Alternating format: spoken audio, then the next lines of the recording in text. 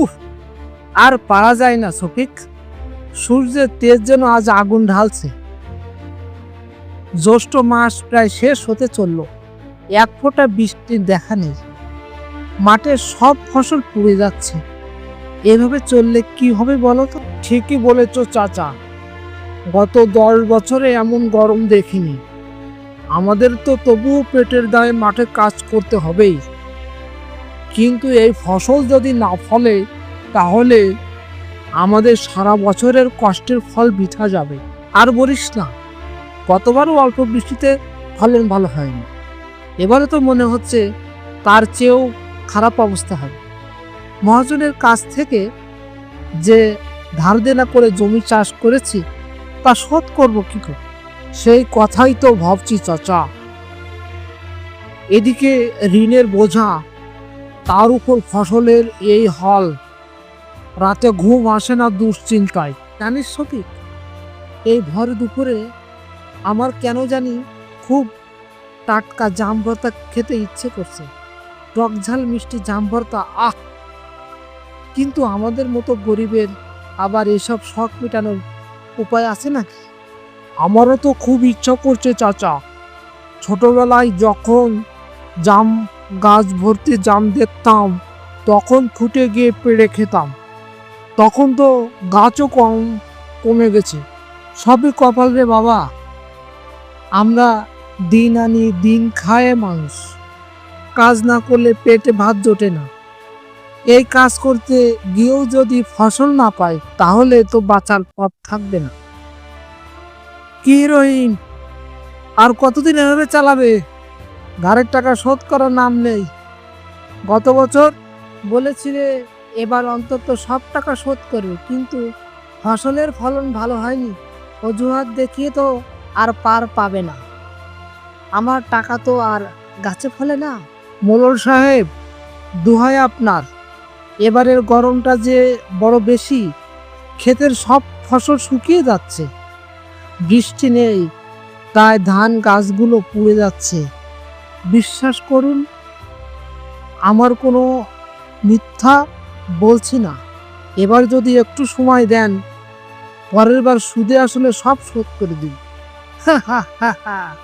সময়? তুমি আবার সময় চাইছো? গতবারও তো কথা বলেছিলে। আমার কোনো অজুহাত শুনতে ইচ্ছে করছে না। যদি টাকা শোধ না করো তাহলে তোমার জমি আমি আমার দখলে নেব, মনে রেখো।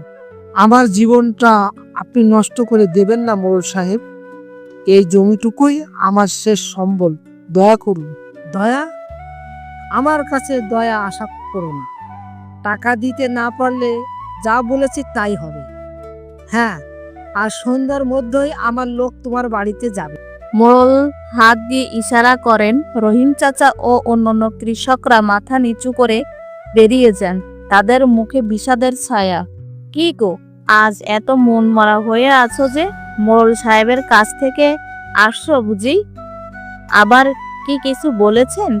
আর বলো না আলেয়া, মোড়ল সাহেব তো এবার আমাদের সব শেষ করে দেবে। টাকা শোধ করতে না পারলে জমি কিনে নেবে বলেছে। এই গরমে ফসলের যে অবস্থা, তাতে তো ধার শোধ করা অসম্ভব। চিন্তা করো না গো, আল্লাহ নিশ্চয় একটা পথ দেখাবেন। আমরা তো আর বসে নেই, পরিশ্রম তো করছি, দেখবে ঠিক একটা উপায় বের হবে। উপায় আর কি হবে? এত কষ্ট করেও যদি পেটে ভাত না জোটে, তবে আর বেঁচে থেকে লাভ কি? জানো আলেয়া, আজ দুপুরে মাঠে কাজ করতে গিয়ে হঠাৎ করে খুব জাম ভর্তা খেতে ইচ্ছে করছিল। ছোটবেলার কথা মনে পড়ছে। জাম ভর্তা খেতে ইচ্ছা করছে? আচ্ছা, তুমি বসো, দেখি কি করা যায়। আলেয়া উঠে দাঁড়ান। তিনি ঘরের এক কোণ থেকে একটি ছোট ঝুড়ি বের করেন। সেখানে কয়েকটি জাম রাখা আছে। এগুলো কোথায় পেলে আলেয়া? জাম তো এখন আর সেভাবে দেখা যায়নি। আমাদের বাড়ির পিছনে যে ছোট জাম গাছটা আছে, ওখানে কিছু জাম হয়েছিল। পাখি এসে খেয়ে নিচ্ছিল, তাই কটা পেড়ে রেখেছিলাম। ভাবলাম যদি তোমার বা বাচ্চাদের ইচ্ছে হয়। তুই যে এখনো আমার ছোট ছোট সবগুলো কথা মনে রাখো, তাতে আমি খুশি। কিন্তু জাম ভর্তা বানানোর উপকরণ আছে তো? চিন্তা করো না, নুন, লঙ্কা আর একটু তেল আছে। কিছু লাগলে পাশের বাড়ির মাজেদা ভাবিকে ডাকবো, ওরা তো আমাদের বিপদে আপদে সব সময় পাশে থাকে। আলেয়া জাম ভর্তা বানানোর জন্য প্রস্তুতি নেন। রহিমের মুখে একটু স্বস্তির ছায়া দেখা যায়। আলেয়া, কি হয়েছে গো? হঠাৎ করে জাম ভর্তা বানাচ্ছ যে? গরমে মাথা খারাপ হয়ে গেল নাকি? এই ভর সন্ধ্যায় জাম ভর্তা? তবে ভালোই করেছো, জাম দেখলে জিভে জল এসে যায়। আর বলো না ভাবি, রহিম আজ খুব খেতে ইচ্ছা করছিল, তাই ভাবলাম যদি কটা জাম জোগাড় কর। রহিম ভাইয়ার মনে আশা পূরণ করা তো খুব ভালো কথা। দাও, আমি একটু লবণ, কাঁচামরিচ দিয়ে থেতলে দিচ্ছি। কি সুন্দর গন্ধ বেরোচ্ছে। তারা দুজনে মিলে জাম ভর্তা তৈরি করেন। রহিম তাদের দিকে তাকিয়ে থাকেন, তার মুখে এক অদ্ভুত শান্তি। শোনো আলেয়া, মোড়ল সাহেবের কথাই এত ভেবো না, তিনি তো সব সময় একটু কঠিন। দেখবে আল্লাহ নিশ্চয়ই একটা পথ দেখাবে। আমরা সবাই তো আছি তোমাদের পাশে। তোমাদের মতো মানুষ পাশে না থাকলে হয়তো কবেই ভেঙে পড়তাম। এই সামান্য জাম ভর্তা, এর মধ্যেই যেন কত শান্তি খুঁজে পাচ্ছে আজ। এই যে তোমরা পাশে আছো, এটাই তো অনেক বড় ভরসা। তারা সবাই মিলে জাম ভর্তা খান। জাম ভর্তার টক ঝাল মিষ্টি স্বাদ তাদের ক্লান্তি ভুলিয়ে দেয়। তারা নানা রকম গল্প শুরু করেন। জানেন রহিম ভাইয়া, সেদিন গ্রামের হাটে গিয়েছিলাম, কি ভিড়! একটা নতুন দোকান খুলেছে, সেখানে নাকি দারুণ সব খেলনা পাওয়া যায়। আমার ছোট ছেলেটা তো বায়না ধরছিল, কিন্তু আমি তো তার আবদার মেটাতে পারলাম না। বাচ্চাদের আবদার মেটানো তো কঠিন। এই বয়সে এসেও তো আমার জাম ভর্তা খাওয়ার আবদার পূরণ হলো, এই আনন্দই বা কম কিসে।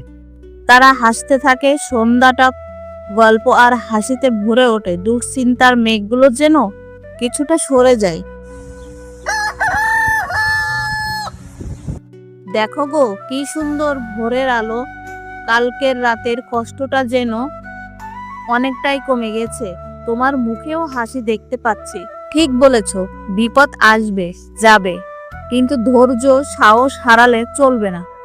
সবচেয়ে বড় কথা, ভালো মানুষের সবসময় পাশে থাকে। মোড়ল সাহেবের কথা ভেবে কাল খুব ভয় পেয়েছিলাম, কিন্তু আজ মনে হচ্ছে কিছু না কিছু একটা উপায় ঠিক বের হবে। যত কঠিন পরিস্থিতি আসুক, আমরা একসাথে লড়ব। রহিম চাচা কোদাল হাতে নেন, তার চোখে নতুন দিনের স্বপ্নের দৃঢ়তা। তিনি মাঠে কাজের জন্য প্রস্তুতি হন।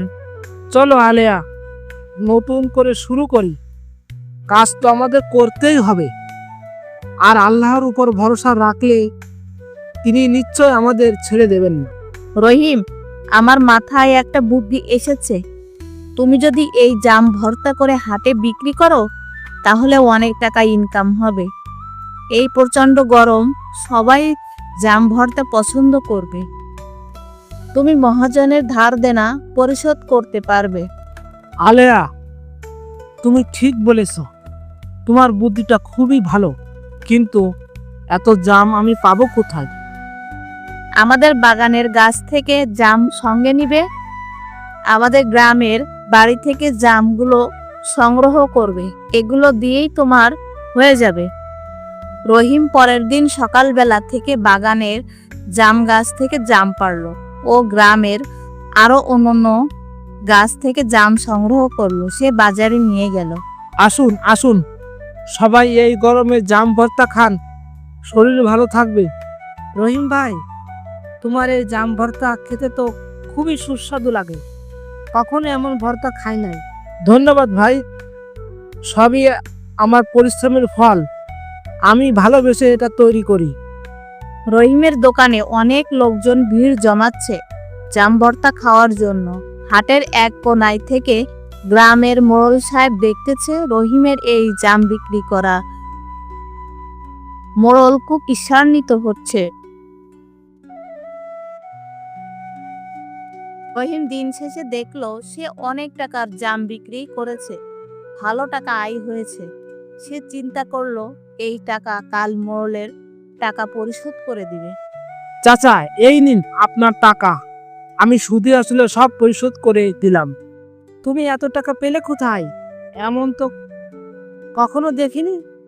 এটা আমার পরিশ্রমের ফল চাচা, আপনার দয়ায় আমি নতুন করে বাঁচার পথ খুঁজে পেয়েছি। মোড়ল চাচা কোনো কথা বলতে পারল না। রহিম মাথা উঁচু করে হাসি মুখে ফিরে যায়। তাদের গ্রামে এখন নতুন এক আশার আলো দেখা যায়। রহিম বুঝতে পারে পরিশ্রম আর বুদ্ধির জোরে যে কোনো কঠিন পরিস্থিতি মোকাবেলা করা সম্ভব।